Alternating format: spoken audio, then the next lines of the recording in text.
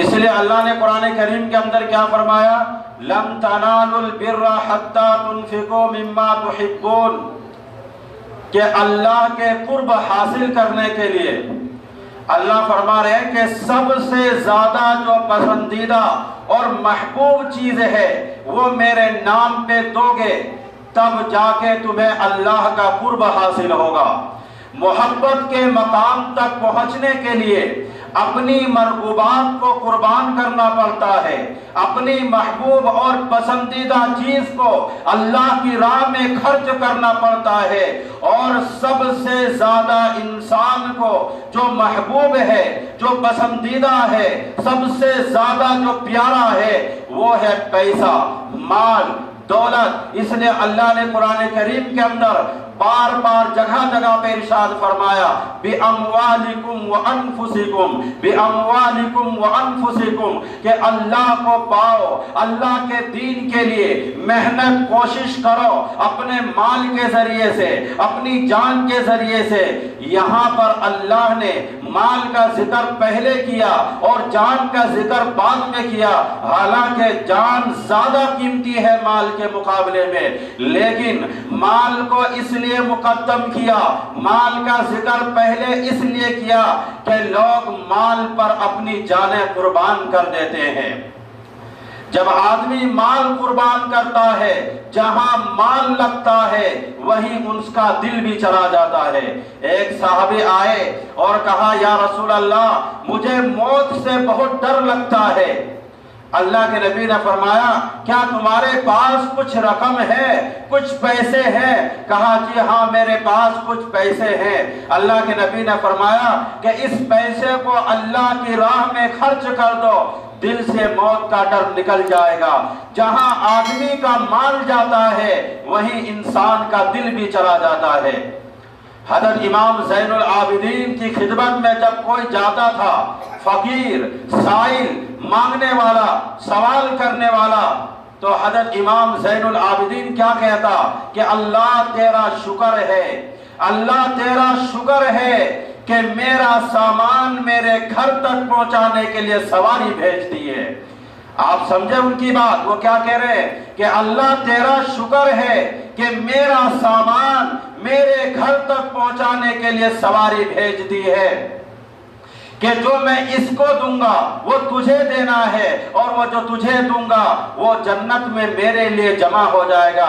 ہمارا اصل گھر جنت ہے، دنیا نہیں ہے۔ تو وہ کیا فرما رہے ہیں کہ اللہ تیرا شکر ہے کہ میرا سامان میرے اصلی گھر جنت تک پہنچانے کے لیے سواری بھیج دی ہے۔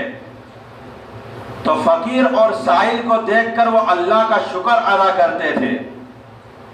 تو اس لیے جو زکوٰۃ وصول کرنے کے لیے آپ کے پاس پہنچتے ہیں، آپ اللہ کا شکر ادا کریں کہ آپ تک وہ پہنچا ہے، تو آپ خوش دلی کے ساتھ اپنا زکوٰۃ ادا کریں اور اللہ سے ہمیشہ سخاوت مانگیں، سخاوت کی دعا کریں۔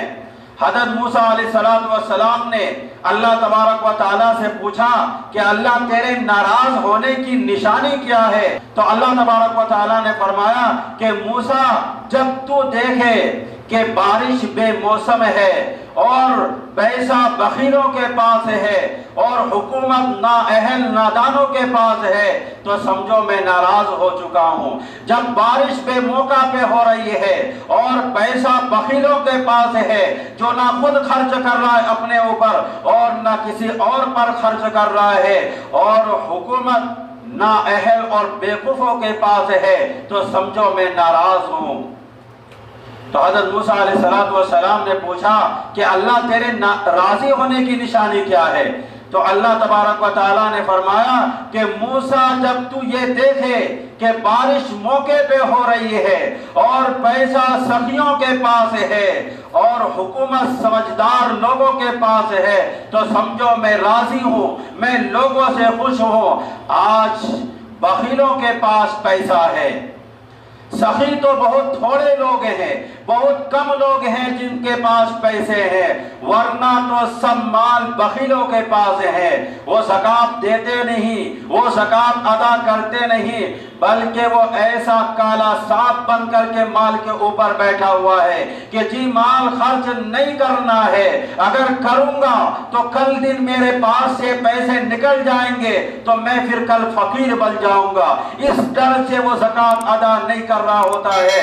لیکن ایک بدبخت وہ بھی ہوتا ہے جو بخیل سے بھی اوپر درجے کا ہوتا ہے، وہ شہی ہوتا ہے۔ بخیل تو وہ ہوتا ہے جو خود تو اپنے اوپر خرچ کرتا ہے لیکن کسی اور پر خرچ نہیں کرتا، لیکن شہی وہ ہوتا ہے جو بخیل سے بھی اوپر درجے کا ہوتا ہے۔ شہی نہ اپنے اوپر مال خرچ کرتا ہے نہ کسی اور پر خرچ کرتا ہے، بلکہ وہ پیسوں کو گن گن کر کے وہ خوش ہو رہا ہوتا ہے، اسی حالت میں اس کی وفات ہو جاتی ہے۔ تو نصیب پیشانی پہ لکھا ہوتا ہے، ماں باپ نصیب نہیں بناتے بلکہ پیشانی پہ مقدر پہ لکھا ہوتا ہے۔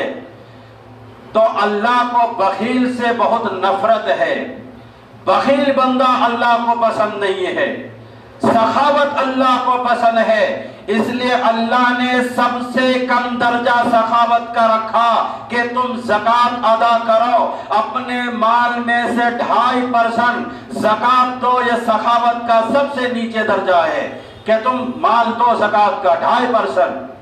یہ جو بارڈر ہوتی ہے، مثال کے طور پر یہ انڈین بارڈر ہے، ایک پاکستانی بارڈر ہے، جو بیچ کا حصہ ہوتا ہے وہ مشترکہ ہوتا ہے، تو وہ ادھر سے ادھر جا چکا ہے، مثلا وہ انڈیا سے نکل چکا ہے لیکن ابھی پاکستان میں وہ داخل نہیں ہوا، بلکہ وہ بیچ کا جو مشترکہ جگہ ہے اس جگہ پہ ہے۔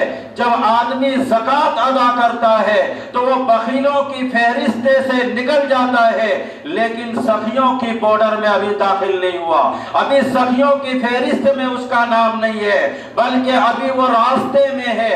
جیسے ہی وہ 2.5 نکالے گا، لاکھ روپے میں 2.5 ہے، 2.5 سے اگر 1 روپیہ بھی اگر وہ زیادہ نکالتا ہے اللہ کی راہ میں تو وہ بھی سخیوں کی بارڈر میں داخل ہو گیا ہے، سخیوں کی فہرست میں ان کا بھی نام آ گیا ہے۔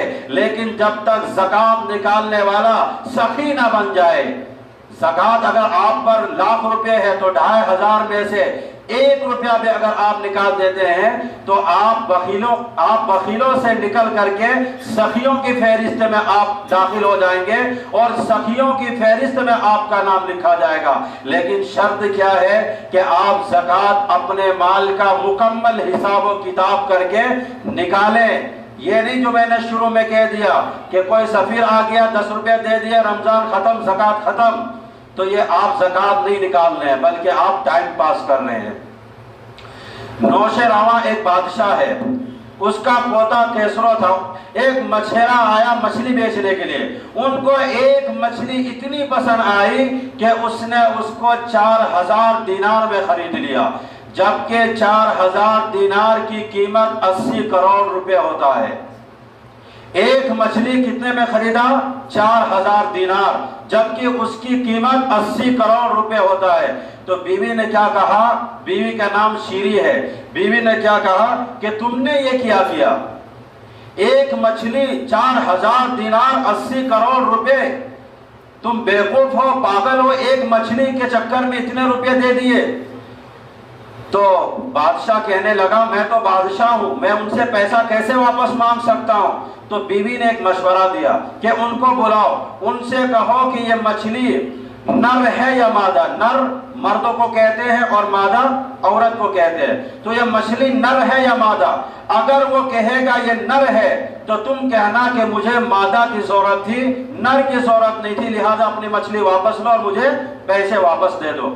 اگر وہ کہتا ہے کہ یہ مادہ ہے تو تو کہنا مجھے نر کی ضرورت ہے، لہذا میرا پیسہ واپس دو اور اپنا مچھلی واپس لے لو۔ تو جب ان کو بلایا، اس نے کہا کہ بادشاہ سلامت، کیا بات ہے؟ تو بادشاہ نے پوچھا کہ یہ مچھلی نر ہے یا مادہ؟ تو اس مچھلی بیچنے والے نے جواب دیا کہ حضور یہ مچھلی نہ نر ہے یا مادہ ہے بلکہ یہ بیچ کی ہے، یعنی یہ ہجڑا ہے، نر بھی نہیں ہے مادہ بھی نہیں ہے، ہجڑا ہے۔ تو بادشاہ کو خوشی ہوئی، کہا 4,000 دینار اور دے دو ان کو۔ بیوی تو پہلے سے ناراض تھی اور غصے سے لال ہو گئی کہ کیا آپ نے اور 4000 دینے کا حکم دے دیا؟ یہ سخی کی علامت بتا رہا ہوں میں. تو 4000 اور دینے کا حکم دے دیا. جب وہ 8000 دینار لے کے جانے لگا تو 1 دینار نیچے گر گیا، اس کو بھی اس نے اٹھا لیا. تو بیوی کہنے لگی کہ آپ اس کو 8000 دینار دے دیے، یہ اتنا بخیل ہے کہ 1 دینار گر گیا اسے بھی اٹھا لیا ہے. تو بادشاہ کہتا ہے واقعتاً یہ بڑا بخیل معلوم ہوتا ہے. کہا اس کو بلاؤ. جب اس کو بلایا تو کہا بھائی جب آپ کو ہم نے 8000 دینار دے دیے، اگر 1 دینار گر گیا تو اس کو اٹھانے کی کیا ضرورت تھی؟ تو اس مچھلی بیچنے والے نے کیا کہا کہ بادشاہ سلامت، اس میں آپ کی نام کا مہر ہے، کسی کے پاؤں پڑ جاتا تو آپ کے نام کی بے ادبی ہوتی، اس لیے میں نے اس دینار کو بھی اٹھا لیا. تو بادشاہ کو اور خوشی ہوئی، کہا 4000 دینار اور دے دو ان کو. تو سخاوت پیسوں سے نہیں ہوتی، سخاوت دل سے ہوتی ہے. یہ مت سمجھو، ورنہ تو بڑے بڑے مالدار ہیں وہ پیسے زکات میں عام طور پر پورے مال کا زکات نہیں نکالتے. تو اسی لیے سخاوت پیسوں سے نہیں ہوتی، سخاوت دل سے ہوتی ہے. اس لیے اللہ سے دعا کریں کہ اللہ ہم سب کو سخی بنائے.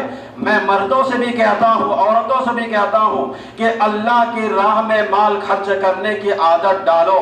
دیکھو 100 میں 20 نمازی آپ کو مل جائیں گے، لیکن 100 میں 20 زکات نکالنے والے نہیں ملیں گے جو صحیح معنی میں زکات نکال رہا ہو. وہ 10,000 میں 1 آدھ ایسے ہوتے ہیں جو اپنے مال کا صحیح طور پر زکات نکالتے ہیں، ورنہ لوگ صحیح طور پر زکات نہیں نکال رہے ہیں، بلکہ دل کے دروازے بند ہو چکے ہیں، وہ زکات نہیں دیتے. اس لیے یاد رکھو اللہ سے تعلق اور محبت اور رشتہ اس وقت تک قائم نہیں ہو سکتا جب تک کہ اپنے محبوب اور پسندیدہ چیز اللہ کی راہ میں خرچ نہ کر دو، اور وہ ہے پیسہ، مال، دولت. یہ چیز آپ کو اللہ کی راہ میں خرچ کرنے پڑے گی. اسی کو قرآن نے کہا لن تنالوا البر حتى تنفقوا مما تحبون، کہ ہرگز تم نیکی حاصل نہیں کر سکتے ہو یہاں تک کہ اپنی محبوب اور پسندیدہ چیز اللہ کی راہ میں خرچ کر دو. اللہ کے نبی صلی اللہ علیہ وسلم نے فرمایا کہ سب سے بڑا سخی اللہ ہے. اس کے بعد اللہ کے نبی نے فرمایا کہ میں سب سے بڑا سخی ہوں. اہل بیت کے خاندان کو سخاوت میں ضرب المثال کہتے ہیں. مثال سے لوگ پیش کرتے ہیں کہ اہل بیت سخاوت میں سب سے آگے ہے. ایک واقعہ ہے کہ ایک بنو امیہ کا حامی اور ایک اہل بیت کا حامی، انہوں نے کہا آپس میں کہ کون زیادہ سخی ہے. تو بنو امیہ کا جو حامی تھا وہ کہنے لگا کہ بنو امیہ کے جو سردار لوگ ہیں یہ بڑا سخی لوگ ہوتے ہیں. تو اہل بیت کا جو حامی تھا وہ کہنے لگا نہیں، اہل بیت سب سے زیادہ سخی ہیں. تو دونوں نے کہا چلو مدینہ چلتے ہیں اور جا کر کے امتحان لیتے ہیں. تو بنو امیہ کا جو حامی تھا وہ عموی سردار کے پاس گیا اور کہا کہ میں غریب ہوں، فقیر ہوں، پیسوں کی سخت ضرورت ہے. تو سردار نے 10,000 دے دیا. دوسرے کے پاس گیا اس نے بھی 10 دیا، تیسرے کے پاس گیا اس نے بھی 10 دیا. گویا کہ 10 لوگوں کے پاس گیا، 10 نے 10,000 دیا، 1,00,000 روپے ہو گیا. اب جو یہ اہل بیت کا جو حامی تھا وہ گیا عبداللہ ابن جعفر کے پاس، اس نے 1,00,000 روپے دیا. اس کے بعد عبید اللہ ابن عباس کے پاس گیا، اس نے بھی 1,00,000 دیا. اس کے بعد حسنین میں سے کسی ایک بھائی کے پاس گیا، اس نے بھی 1,00,000 دیا. جب یہ دونوں پھر آپس میں ملے تو بنو امیہ کا جو حامی تھا اس نے کہا میں نے 10 لوگوں سے 1,00,000 وصول کر کے لایا ہے.